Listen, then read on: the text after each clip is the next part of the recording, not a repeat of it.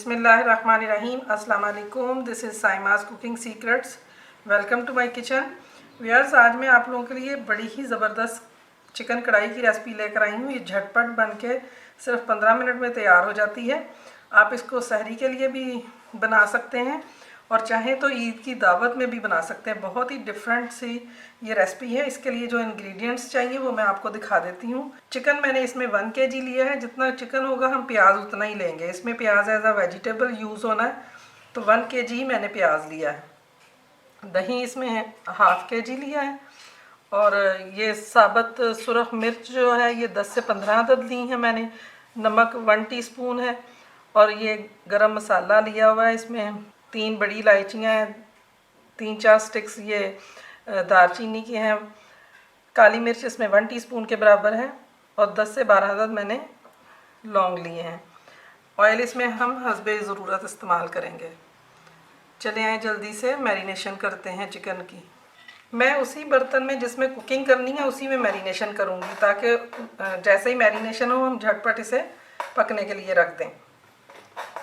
सबसे पहले दही लेंगे।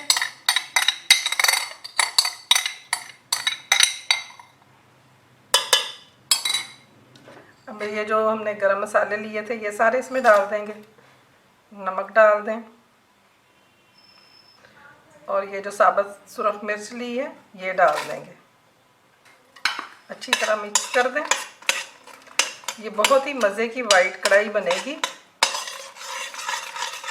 आप लोगों ने ज़रूर इसको ट्राई करना है और मेरे व्यूअर्स मेरा चैनल ज़रूर सब्सक्राइब करें ताकि आपको मेरी आने वाली तमाम रेसिपीज़ देखने को मिलती रहें। उसके लिए आपको बेल आइकॉन का बटन भी क्लिक करना होगा। अब इसमें चिकन डाल दूंगी मैं।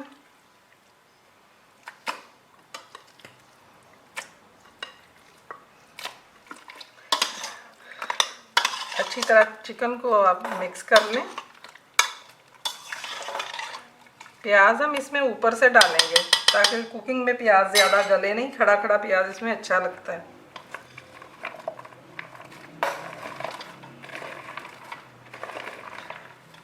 इसको हाई फ्लेम पे पकाना है क्योंकि दही पानी छोड़ेगा तो उसमें फिर चिकन ने जल्दी कुक हो जाना है। इस तरह प्याज की ऊपर लेयर लगा के ऊपर से हम तकरीबन आधे कप के बराबर ऑयल डाल देंगे। इस तरह आप मैरिनेट करके इसको 1 घंटा अगर पड़ा रहने देंगे तो भी बहुत मज़े का बनेगा। लेकिन अगर गेस्ट आने या जल्दी है आपको तो आप उसी वक्त इसकी कुकिंग भी कर सकते हैं। अब इसको मैंने कवर कर दिया और 1 घंटे तक इसको मैरिनेट हुआ पड़ा रहने देंगे तो बहुत ही टेस्टी कढ़ाई तैयार होगी।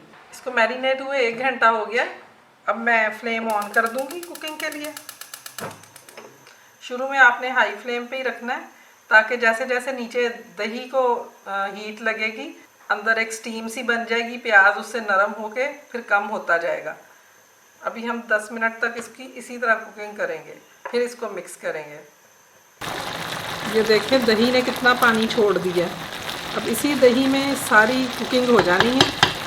अब हम 15 मिनट के लिए कवर करके इसको रख देंगे और बीच बीच में आपने देख के चम्मच भी चलाते रहना है कहीं नीचे ना लग जाए। कवर करके 15 मिनट इसकी मज़ीद कुकिंग करेंगे। 15 मिनट हो गए कुकिंग होते हुए। अभी देख लेते हैं। ये देखें अभी पानी काफ़ी खुश्क हो गया।